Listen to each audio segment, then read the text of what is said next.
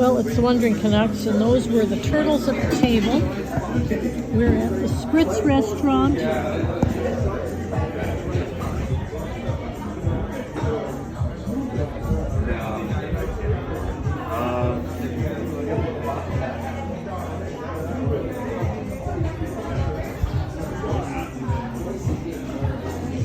And this has been our dinner entertainment. There's 3 different sized turtles.